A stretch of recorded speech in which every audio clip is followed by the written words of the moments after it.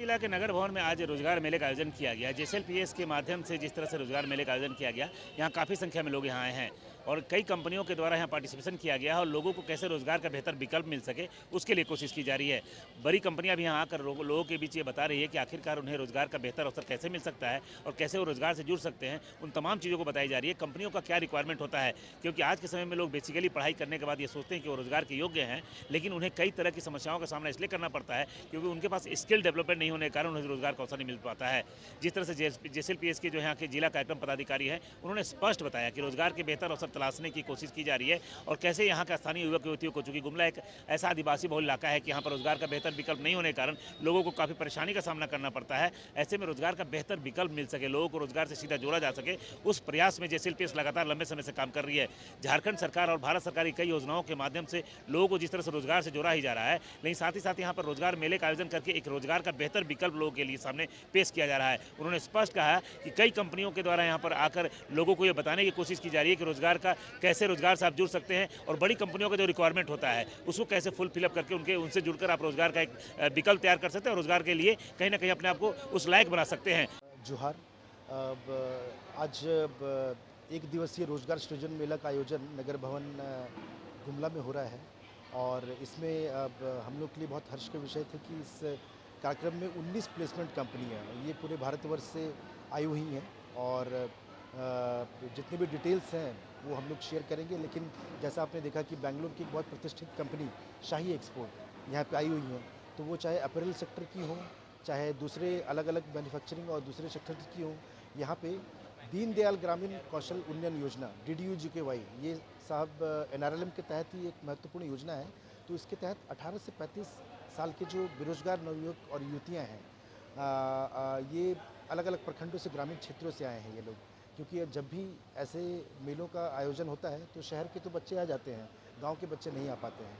और जैसा आप जानते हैं कि NRLM परियोजना के तहत हमारा काम जो है गांव में है, तो स्वयं सहायता समूह, ग्राम संगठन, CLF की दीदियां और उनके परिवार के जितने भी बेरोजगार युवक युवती हैं यहाँ पे आए हुए हैं तकरीबन 1000 की संख्या में।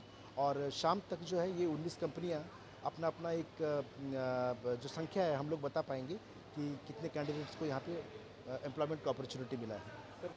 गुमला के लिए काफ़ी बेहतर अवसर है, क्योंकि आप देख ही रहे हैं कि जिस तरीके से हमारा देश की आबादी बढ़ रही है, ह्यूमन रिसोर्स बढ़ रहा है, तो एक अलग लेवल का एक स्ट्रेस भी आ रहा है। सामाजिक समरसता बरकरार रहे और बच्चे जो हैं उनको एम्प्लॉयमेंट अपॉर्चुनिटीज़ मिले, वो चाहे गवर्नमेंट सेक्टर में हो, चाहे प्राइवेट सेक्टर में हो, चाहे सेल्फ एम्प्लॉयमेंट में हो, ये बहुत ज़रूरी है।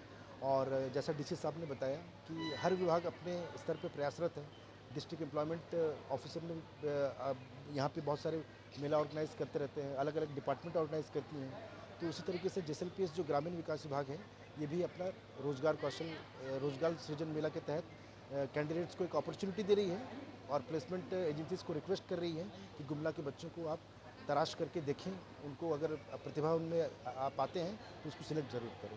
वहीं जिस तरह से आपने देखा कि जो बैंक ऑफ इंडिया के जो LDM हैं, उन्होंने भी स्पष्ट कहा कि उनका यह प्रयास है कि इस रोजगार मेले के माध्यम से लोगों को कहीं ना कहीं ट्रेनिंग से जोड़ा जाए। RCT के माध्यम से विगत कई वर्षों से ट्रेनिंग का कार्यक्रम चलाया जा रहा है। बैंक ऑफ इंडिया की यूनिट के रूप में काम कर रही है और RCT लगातार यहाँ के युवक युवतियों को प्रशिक्षण देने का काम कर रहा है। कई तरह का प्रशिक्षण दिया जाता है, बकरी पालन से लेकर सुअर पालन से लेकर मधुमक्खी पालन या फिर मुर्गी पालन के साथ ही साथ कंप्यूटर जैसी जानकारी दी जाती है, सिलाई कढ़ाई कराई जाती है। कई तरह की जानकारी देकर आपको रोजगार के योग्य बनाया जाता है। ऐसे में स्पष्ट कहा जा सकता है कि कई कंपनियों के साथ ही साथ यहाँ जो सरकार की जो प्रशिक्षण देने की, कौशल विकास की जो योजनाएं हैं उससे भी जोड़ने की कोशिश की जा रही है। जो हमारा ये सीलम के पास स्थित है उसमें हम लोग युवाओं को ट्रेनिंग देते हैं, जिसका उम्र के 18 से 45 साल के बीच के युवाओं को ट्रेनिंग देते हैं ताकि वो स्किल डेवलपमेंट कर सके और जो रोजगार कर रहे हैं उसमें वो अपना बढ़ोतरी कर सकते हैं। तो जो बेसिक हम लोग का बेसिक पर्पस है उनको इतना योग्य बनाना कि वो अपने आमदनी को और बढ़ा सके।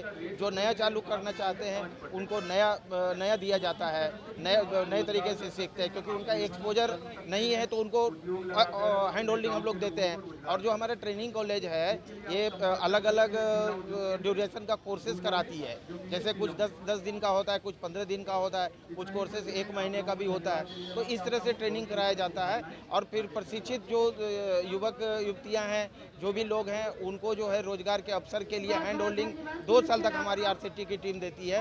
हमारे फैकल्टी बाहर से जो टीचर आते हैं वो पढ़ाते हैं, उनको ट्रेंड करते हैं। तो इस तरह से हमारा प्रोग्राम होता है। जिनको लोन की ज़रूरत होती है वो बैंक में लोन दिया जाता है, एसएचजी के थ्रू लोन दिया जाता है, जेएसएलपीएस के थ्रू लोन दिया जाता है। कुछ लोग सेल्फ भी अपना वो क्या बोलते हैं बिजनेस चालू करते हैं, अपनी पूंजी से भी कर लेते हैं। तो ऐसे करके हम लोग जो है जो आखिरी में जो एंड प्रोडक्ट है ट्रेनिंग के बाद अगर वो कुछ स्टार्ट कर लेते हैं तो उसको हम लोग सेटलमेंट बोलते हैं आरसीटी के लैंग्वेज में। तो सेटलमेंट हम लोग का 100% अचीव करना होता है, मिनिमम मैंडेटरी 70% है। तो ये जो पूरे ऑल ओवर इंडिया में आरसीटी के माध्यम से ट्रेनिंग देके करीबन 591 इंस्टीट्यूट चल रहे हैं। तो ये जो बेरोजगार युवक युवतियाँ हैं उनको रोजगार के अवसर प्रदान किए जाते हैं।